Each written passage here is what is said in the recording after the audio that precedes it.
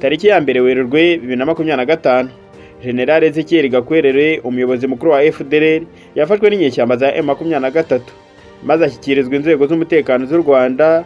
Akaba yarafatiwe mu mujyi wa Goma yambaye imyenda y'ingabo za Kongo ari kumwe n'abandi barwanyi 14 ba FDLR. Umunsi General Gakwerere atabwa muri yombi, igikuba cyaracitse muri FDLR ndetse n'ingabo za FARDC. Major Ndayambaje Gilbert wamenyekanye cyane nka Rafiki Castro uri mu barwanyi ba FDLR bashyikirijwe u Rwanda nyuma yo gufatwa na M23, yahishuye ko ifatwa ry'umunyamabanga mukuru w'uwo mutwe Brigadier General Gakwerere Jean Baptiste ryawuciyemo igikuba. Anagaragaza imikoranire yawo na Repubulika ya Demokarasi ya Kongo ndetse na MONUSCO. Major Ndayambaje yize mu ishuri rikuru rya sous-officier ESO Butare. Ni umwe mu basirikare ba ex-FARE batsinzwe bahungira muri Repubulika ya Demokarasi ya Kongo ubwo ingabo za RP Inkotanyi zabohoraga u Rwanda, kandi yanabaye umuyobozi bukuru bwa FDLR mu ntara ya Kivu y'Amajyepfo.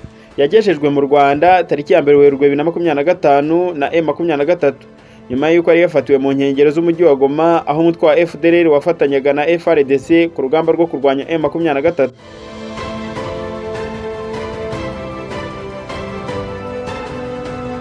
Major Ndayambaje yatangaje ko Perezida wa Kongo Felix Tshisekedi yagiranye amasezerano na FDLR yo kubafasha gukura umutwe wa M23 mu gihugu ngo nawe azayifashe gukuraho ubutegetsi bw'u Rwanda.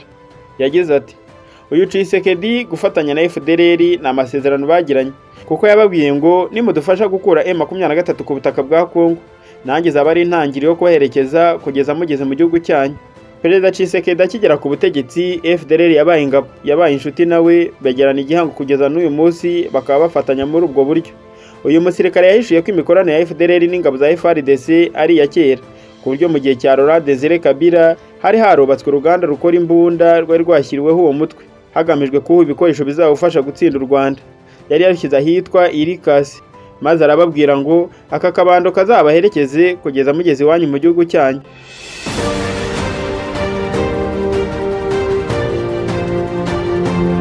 Major Ndayambaje yagaragaje ko abagize FDLR basaritswe n'urwango n'ingengabitekerezo ya Jenoside, aho baba bavuga ko abatutsi babambuye ingoma bityo bagomba kuzabakuraho nabo.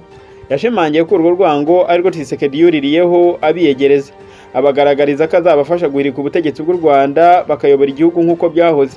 Yagize ati, ndi igihugu kinini kandi ndishoboye, nimumfashe M23 tuyikure ku butaka bwa Kongo, namwe niyo ntandaro yo kuzabageza mu gihugu.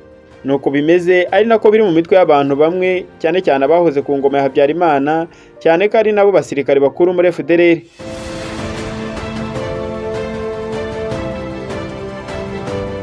Yavuze ko kandi uretse kuba FDLR ari umutwe ukorana na leta ya Kongo, ari nako ukorana bya hafi na MONUSCO, kuko mu bihe bitandukanye bakoranaga inama zinyuranye zanasigaga uwo mutwe uhawe ibikoresho bya gisirikare na MONUSCO. Yagize ati, ndabihamye kuko hari inama yigeze kubera muri zone ya Warungu, harimo abo bita Bambuza Mabe ndetse n'abandi.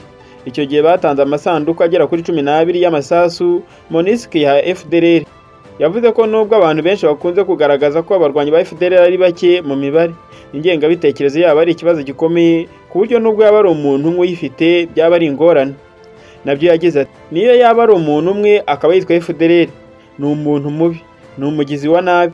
Yego nibyo ukurikije uko mbere banganaga, uko tugenda tubavamo nabo bagenda bacika intege, abakibafashe mu mugongo ni leta ya Kongo. Major Ndayambaje yagaragaje ko ubwo bari mu gace ka Ngungu, umutwe wa FDLR wafatanyije na Wazalendo mu kurwanya M23. Yemeje ko kandi nyuma yo kumva ko Brigadier General Gakwerere yafashwe, byaciye igikuba mu barwanyi b'uwo mutwe, ari nabyo byamubereye intandaro yo gushaka uko yatoroka. Yagize ati, ngiye nkimara kumva amakuru y'uko General Gakwerere yafashwe kandi yari umunyamabanga mukuru wa FDLR, ko yayoboraga General Rumuri. Yongeye ati, ubwo nabonye icyo cyuho kuko icyo gihe hajemo icyo FDLR basubira inyuma aho bari, uko rero ibyo bice nari ntarabimenya neza, nahise ninjira muri Rubaye. Yavuze ko yaje kugera mu rugo rw'umuturage ari nawe wamuhamagarije abasirikare ba M23, akababwira ko yifuza gusubizwa mu Rwanda. Yemeje ko abarwanyi ba M23 babafashe neza batitaye kuba bari bahanganye nabo ku rugamba kugeza babagejeje mu Rwanda.